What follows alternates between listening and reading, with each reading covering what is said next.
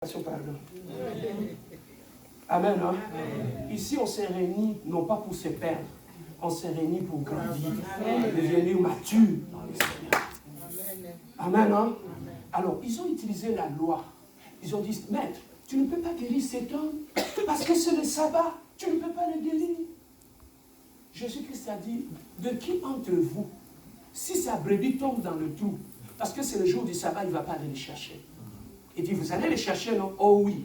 Mais pourquoi un fils de Dieu, qui est plus qu'une brebis, vous me refusez de les guérir? Papa, le cœur de l'homme est méchant. Ils ont refusé le miracle, tout simplement à cause de la jalousie. Mais ils ont utilisé la parole.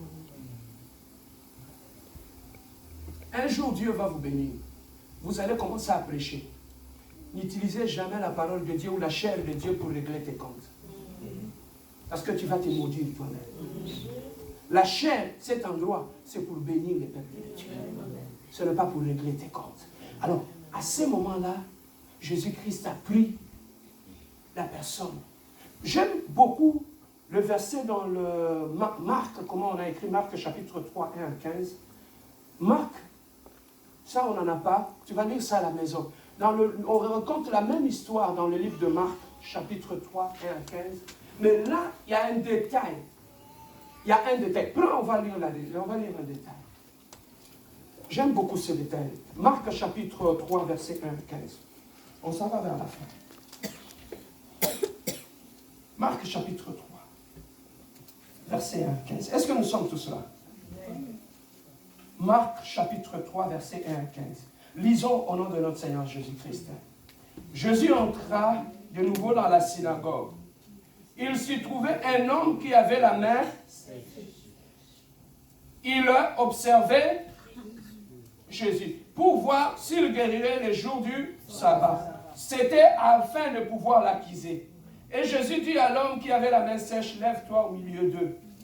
Puis il leur dit, il est permis le jour de sabbat de faire du bien ou de faire du mal. 5. Alors, promenant son regard sur eux avec indignation et en même temps affligé d'endurcissement de leur cœur, il dit à l'homme, étends ta main, il étendit sa main et il fit guérir. Quand Jésus-Christ est entré dans le temple, cet homme qui était guéri de la main, il regardait Christ. Bien-aimé, dans ton combat, dans tes problèmes, ne regardez plus vers les autres. Regardez vers Jésus-Christ. Voilà pourquoi David a compris, il a dit, je lève les yeux vers les montagnes, d'où me viendra le secours. Le secours me viendra de l'Éternel, qui a fait le ciel et la terre. Il y a un Dieu qui a fait le ciel et la terre, celui qui contrôle l'être et le mouvement, celui qui contrôle les temps, il contrôle les espaces. C'est à lui qu'on regarde quand on a le problème. Ce n'est pas aux hommes. Alors, le seul fait qu'il le regardait, et Jésus-Christ a guéri. Ce que j'aime beaucoup dans ces versets, bien aimés dans le Seigneur, malgré la loi que Dieu lui-même avait instaurée, le jour du sabbat, vous ne ferez rien, malgré la loi, mais Jésus-Christ est allé au-dessus de cette loi pour guérir. Je vais simplement te dire une chose, malgré la loi qui est dans ta famille, que les gens ne réussiront pas, Jésus-Christ va briser cette loi pour t'élever au-dessus de tout le monde. Amen. Même si dans ta famille, selon la loi, on a dit que vous n'allez pas vous marier. Mais à cause de Jésus-Christ, il va détruire cette loi pour te bénir.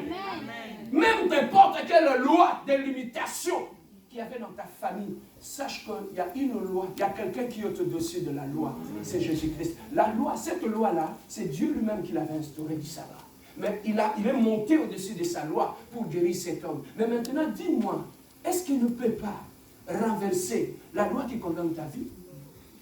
Il ne peut pas renverser la loi qui condamne ta santé? Il ne peut pas annuler cette loi qui condamne tout le monde dans ta famille à échouer? Il y a un Dieu qui est plus fort que la loi. Amen. Regarde ton voisin, dis-lui, il y a un Dieu qui est plus fort que la loi de ta famille. Il est capable de briser cette loi. Il est capable de changer les choses. Laissez-moi te dire une chose pour ton information. Jésus-Christ s'équipe de tout le domaine de ta vie, même dans le petit détail.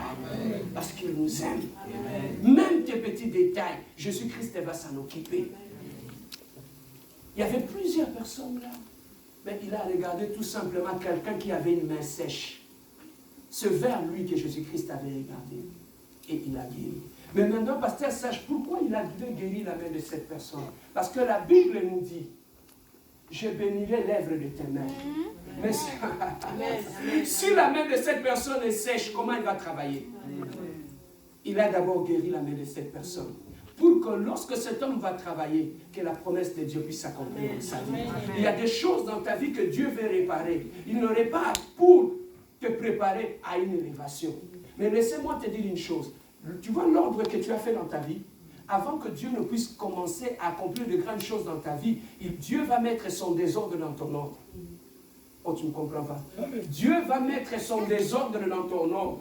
Voilà pourquoi, papa, lorsque Dieu entre dans ta vie, si tu n'es pas prudent, ça va donner l'impression comme si la malédiction commence à te suivre. Allô?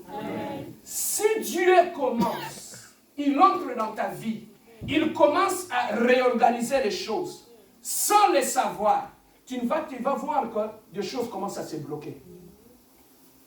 Lorsque tu sens quelque chose est bloqué dans ta vie, tu t'examines. Je n'ai pas péché. Je n'ai rien fait du mal. Mais pourquoi il y a des blocages? Sache que c'est Dieu qui est là. Est-ce que je parle à quelqu'un? Sache que c'est Dieu qui est là. Trop souvent, nous faisons le combat spirituel là où il ne faut pas faire. Deux fois, tu combats Dieu sans le savoir dans ta vie. Mais il y a des portes dans ta vie pour te bénir, Dieu va les fermer.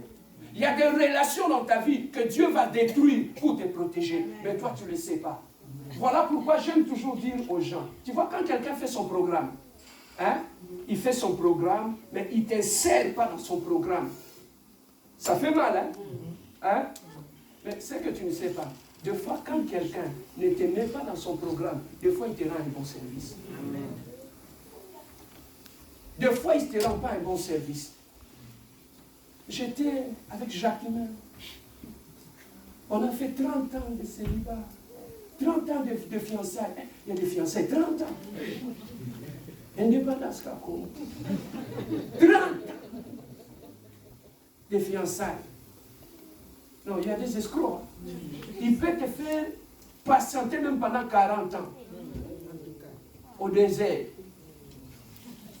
Et tu ne verras pas quand tu vas mourir au désert. Il y a des gens qui sont comme ça. Alors, pendant ces temps-là, quand Jésus-Christ entre dans ta vie, il va chambouler tout. Tout va être en désordre dans ta vie. Tout ce qui réussissait demain ne va plus réussir aujourd'hui. Parce que Jésus-Christ va tout renverser. Pourquoi? Parce qu'il veut te donner une autre direction des choses. Voilà pourquoi il y a certaines choses que tu vois, le pasteur c'est bloqué, ce n'est pas bloqué, c'est Dieu lui-même qui a bloqué cela. Certaines relations, c'est Dieu lui-même qui va les détruire. Parce qu'il t'aime beaucoup et il connaît le cœur de ces gens-là. Alors quand tu sens que certaines personnes commencent à prendre des distances avec toi, ne force pas. Ne force pas, c'est peut-être Dieu lui-même qui est là. Lorsque tu connais dans ta vie que je marche avec Dieu, sache que le Dieu qui est là, il ne marche pas avec moi avec le main croisé. Il agit. Alors quand il agit, je ne vais pas sûrement le voir, mais je vais commencer à constater des choses changer, des amitiés se détruire. Papa, Dieu quand il entre dans ta vie, il ne peut pas bâtir sur ce que toi tu as bâti. La première des choses qu'il fait, il va renverser tout ce que toi tu as bâti. Parce qu'il ne bâtit pas sur tout ce que tu as bâti. Il va tout renverser et commencer à bâtir à zéro. Pour que lui-même soit le fondement de ta vie. Pour que lui-même soit le fondement de tes relations. Lui-même soit le fondement de ta famille. Même dans la vie du couple ou dans la famille. Quand Dieu rentre, il renverse tout. Pour que lui-même puisse commencer à être le fondement et bâtir quelque chose de nouveau. Voilà ce que Dieu a commencé à faire dans ta vie. Dieu a commencé un travail dans ta vie. Le seul fait que tu as mis tes pieds ici à la compassion, Dieu a commencé un travail dans ta vie. Et ce travail-là, Dieu va détruire des choses dans ta vie. Dieu va renverser des choses dans ta vie parce qu'il veut faire rentrer un nouvel ordre dans ta vie. L'ordre des choses. Parce que lui-même, il est Dieu. Et voilà comment il va faire les choses. Amen. Hein? Donc nous sommes bénis de Dieu. Et sachant ce matin, qu'est-ce que nous pouvons retenir? Comment ne pas adorer un tel Dieu qui s'occupe même de nos petits détails? C'est un Dieu d'amour et il va accomplir de grandes choses dans ma vie. Lève-toi là où tu es. Je demande à la chorale de prendre place. Nous voulons dire un mot. Nous voulons dire un mot avant de finir ce service à ces dieux. Le Dieu de mes petits détails. Celui qui s'occupe même de petits détails. Ce Dieu-là est présent. Bien-aimé, lève-toi là où tu es. Nous voulons dire un mot à Dieu. Nous voulons dire à Dieu. Celui qui est capable de détruire même la loi de ma famille pour installer sa loi à lui. Pour me bénir.